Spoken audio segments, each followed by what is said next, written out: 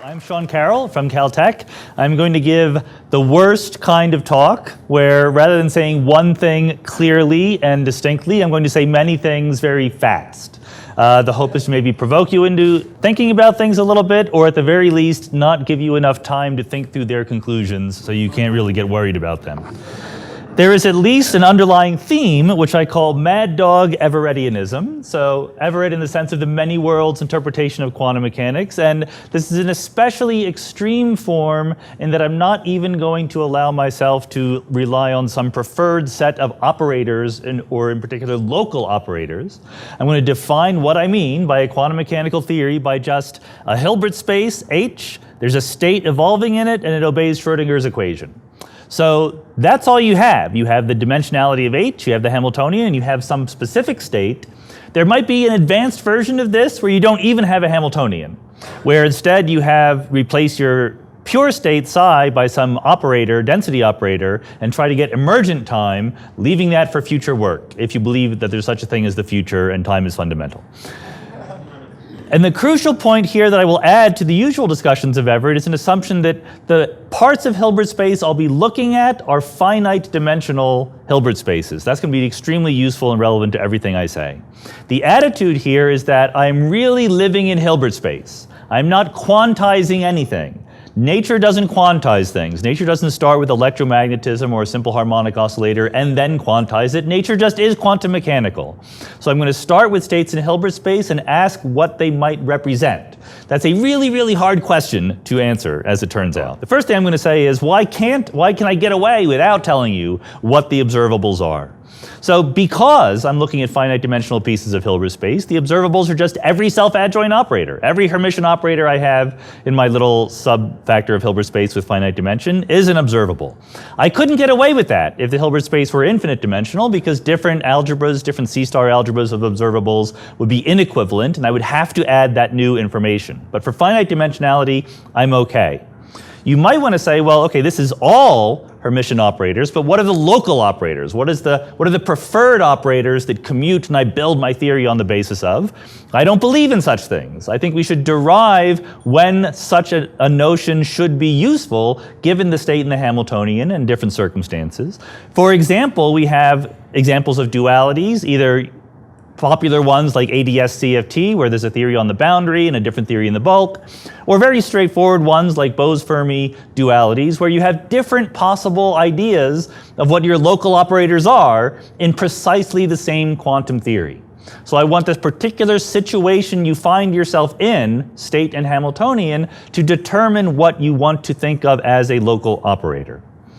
And I can do that because we're finite dimensional. So why can I get away with finite dimensional? This is an old argument that I think everyone knows, and I don't think has been quite absorbed by the community as much as it should. The argument, which may or may not be true, but is at least sensible, says that if you want to put entropy in a region of space, the maximum entropy that you can put in a region of space is a black hole. It has an entropy that is a finite number. It is the area, given by Stephen Hawking's formula, the area over 4G. And if you have a region that is in a maximum entropy configuration, then you know something about the Hilbert space. The dimensionality of the Hilbert space is e to the entropy. That's the crucial step here. So that means that whatever goes on in this region of space is described by a Hilbert space of dimensionality e to the a over 4G. And that's a big number, but it's finite. And if that's going to be true for black holes, we posit that it's true for every region of space in the regime where whatever theory you're talking about can be approximated as some classical space-time in some regime of approximation. So if that's true, if Hilbert space is finite dimensional, that has enormous implications. Quantum field theory in particular assumes that Hilbert space is infinite dimensional from the start, so quantum field theory is going to have to be an approximation at best. And deriving Lorentz invariance is going to be a big project. In fact, there are many things that you're going to need to derive. I'm not going to derive them all. This project is nowhere near complete. Some of these I do have very good ideas for, some of them we don't. This is full employment for everyone in the room if you want to tackle all of these ideas. But we have some very, very interesting proposals, let's put it that way. So to keep the organizers happy, let me say a little bit about the topic of the session we're in, and I'll refer back to Charlie Bennett's talk. What is it that happens if you have a wave function and you haven't been told your preferred set of observables or anything like that? Well, there's a very naive way of thinking about it, that you're given some state and the probability of fluctuating into some other state is just the wave function squared, the Born rule for that happening. The analysis that I gave that Charlie Bennett mentioned with Kim Boddy and Jason Pollock suggested that that, of course, is really the probability that an observer measures that thing to be the case. It is not the probability that thing happens all by itself. There's a difference between a measurement-induced result and a true dynamical Boltzmann fluctuation like you would get in a classical thermal gas or something like that. So we claim that in truly globally stationary states, nothing fluctuates into existence because the state is exactly the same at every moment in time. In particular, in the true Bunch-Davies de Sitter vacuum, in de Sitter space, it's a stationary state. You can write down coordinates in which nothing ever happens in time, and therefore you do not get dynamical fluctuations into Boltzmann branes in the true actual de Sitter vacuum. Now Charlie says he doesn't believe you, and then he gives an example which is not the true de Sitter vacuum, and I agree with his example, but I don't think it happens in the real cosmological world. I think that we will approach the real de Sitter vacuum, there will be nothing happening, we don't need to worry about Boltzmann branes in that situation. Sadly, this attitude is not universally shared. Charlie gave his objection to it. Seth Lloyd, who's also here somewhere, gave another very interesting objection to it. Where is he? There he is, right there. Okay. So Seth, I'm just teasing him because he has this paper in preparation that he wrote in 2014. So I'm going to keep getting him preparing it. He hasn't written it yet. He points out, well, let's imagine we do have a stationary quantum state. We can ask, what happens in a stationary quantum state? One way you might try to answer that question is using decoherent histories. You could ask yourself, even though the state is not changing over time, could I come up with some coarse graining, some set of observables that I impose projection operators at different times that define a set of histories, and could I find histories that decohere from each other that are dynamical? Even though the state is absolutely stationary, the individual histories could be time dependent, and if they decohere from each other, we might make the argument that these states really represent things that are happening. So in a simple harmonic oscillator ground state, for example, the perfect example of a stationary state, he defines some phase states, which are basically telling you how your oscillator is moving around the circle in phase space, more or less. And he points out that if you chug forward in time by the right amount, one such phase state just evolves into the next such phase state. And as time goes on, you can find histories in which the oscillator this static ground state of the oscillator can be thought of as a set of individually dynamical trajectories in which the oscillator is rocking back and forth. And these trajectories perfectly well decohere. By the standards of decoherent histories, you can think of them as things that happen. Our response to that is that what that means to us is that decoherent histories is necessary but not sufficient to tell you whether something is happening. This is by far not a unique way of dividing up this particular state into different sets of histories that do decohere. There are an infinite number of ways of dividing up this particular stationary state into sets of histories that decohere, and then if you took this attitude, you would have to say that many, many things, essentially every single thing, happens in every single quantum state. I think that's a little bit too permissive, even by Canadian standards. So, what we want to argue, but I don't think this is completely developed, is that if you really want to say that something is happening, at least in the Boltzmann brane sense of sort of a conscious kind of observer experiencing things in the wave function, you need more than decoherent histories. You need that, but something extra. You need, in fact, an arrow of time, some increase of entropy that can give that purported observer some notion of having memories of what happened. And I actually agree with almost everything else that Charlie Bennett said about this. I think this is the crucial point when it comes to asking what happens in quantum wave functions. We normally assume an enormous amount about the measurement process. When we do Everettian quantum mechanics, we draw equations like this, where you start a system in a ready state, which has some system in a superposition, unentangled with an apparatus in the ready state and in the environment. And that statement that it's initially unentangled is a statement of low entropy. If If you calculate the reduced density matrix for the apparatus in the system, it is low entropy compared to what it could be. It's unentangled. That is very far from generic. That is a special past hypothesis, as we say in the foundations of statistical mechanics. Then what happens is entanglement happens. First the apparatus becomes entangled with the system, then the environment, and eventually you decohere, so the environment states become orthogonal and you have two separate worlds. I'm suggesting that you need all of this stuff going on in order to say that something happens in the wave function in the ordinary sense. It is not sufficient simply to have histories that decohere. The histories have to have these features of increasing entropy toward the future, records redundantly stored in fragments of the environment, as Jess Riedel and Charlie and Zurek and others have said. Scott Aronson has also made the argument that if you want to talk about consciousness, memory, information processing, you need this kind of arrow of time. So this kind of setup drives home one of the elements of that list of things you need to derive, which I think is probably, and Jess Riedel has done a wonderful job in emphasizing this, the big underdeveloped question in Everettian quantum mechanics, the so-called set selection problem. This was put forward more or less by Adrian Kent and Faye Dowker, and Jess has been pushing it on his blog, which I encourage you to read. This is in very simple terms the question of who decides what is the system and what is the environment. Or more generally, you take your one big Hilbert space, you write it as a tensor product of many little Hilbert spaces. Who decides what particular way there is of dividing it up that way? If you really fine grain it enough, that becomes equivalent to asking what are your set of local observables that you should be looking at. We Everettians, when we analyze the world, we assume it. Right from the start, we write the Hilbert space as a system times an environment. I should back up a little bit and of course say that the decoherent histories people have been much better about this. They are much more general about the sets of coarse grainings that we can do, but I think that it's really just there's a version of this problem that is very down to earth in the laboratory kind of thing that makes perfect sense in this system environment tensor product kind of split. When you do this, you could easily undo it. You could do it in a million different ways. You could do a unitary transformation that changes what you mean by system and environment, and that would change what you mean by local observables. If you don't have a preferred notion of what it is you quantize to get your theory, you're not given this split from the start. How do you get it? I don't know, but we're working on it. The tentative suggestion we have is that this procedure we have of decoherence has two things going on. This is the reduced density matrix for a system that is being observed in Everettian quantum mechanics. Starts in a ready state, it becomes entangled with the apparatus, so there's some off-diagonal elements, decoherence happens which squelches those off-diagonal elements. And we're suggesting once again that you need all of this stuff.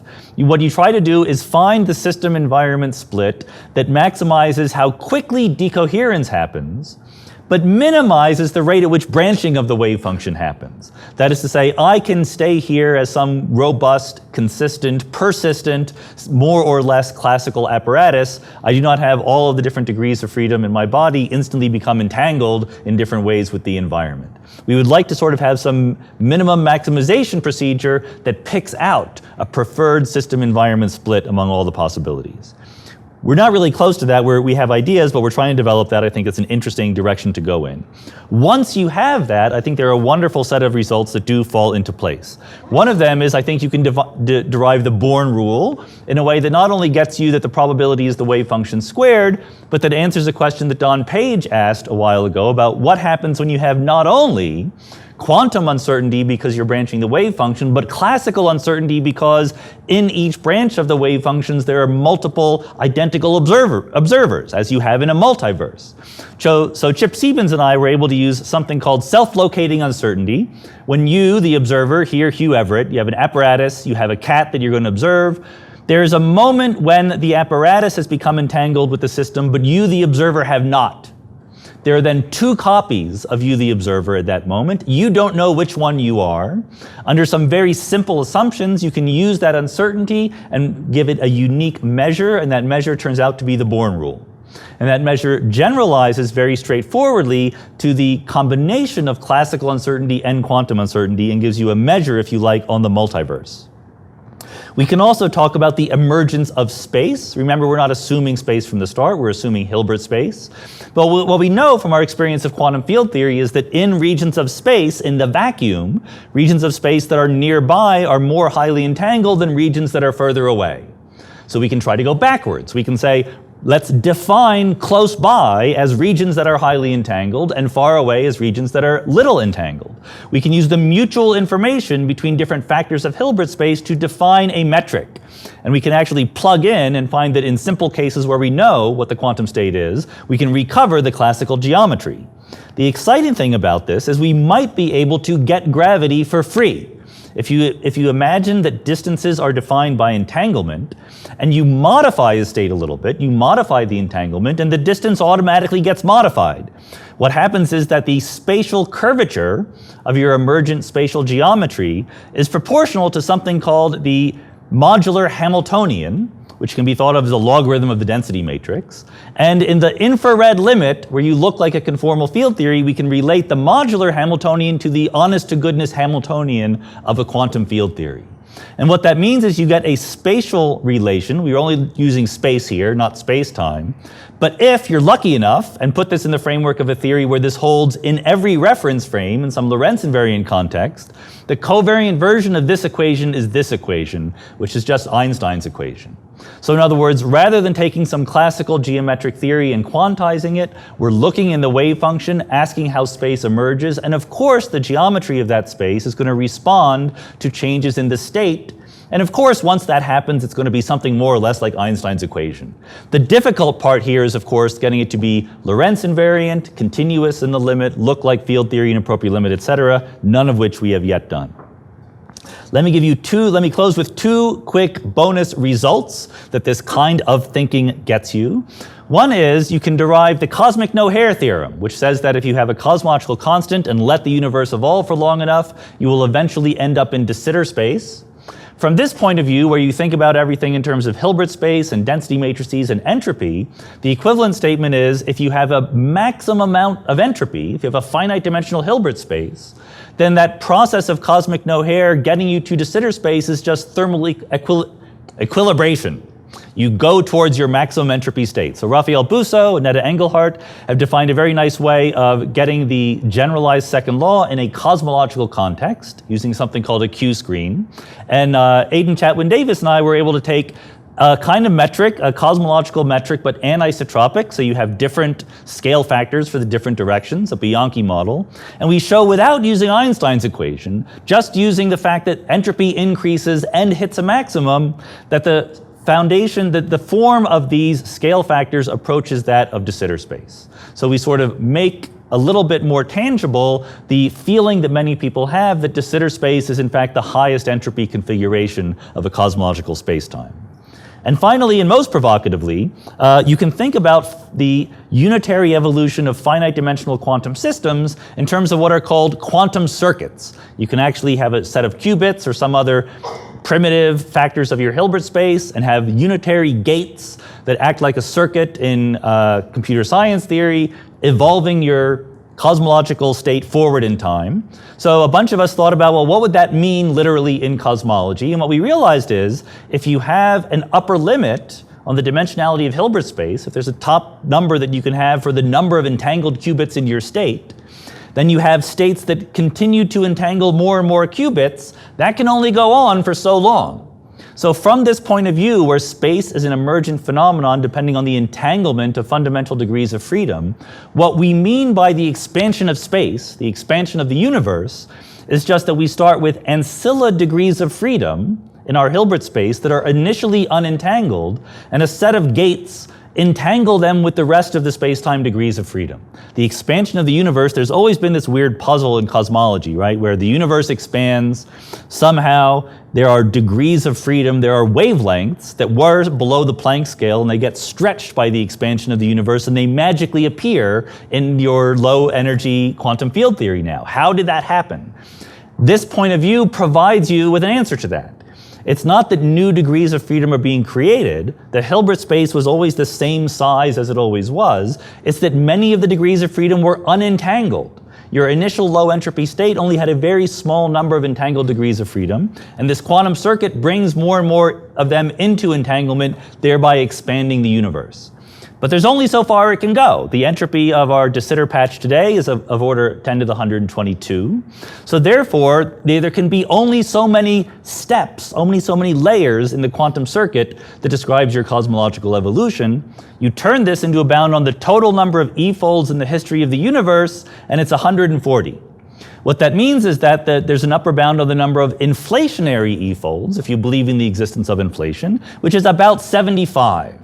Which is a little bit more, but not too much more than the number of E-folds you need inflation to have to do the job of inflation. Now what this means is that if you have at least one qubit in your universe that is related and entangled with the qubits we have today, there's a total amount of expansion the universe could totally have undergone. Anything before that, which is classically allowed, is quantum mechanically completely irrelevant for the current state of our universe. Thank you.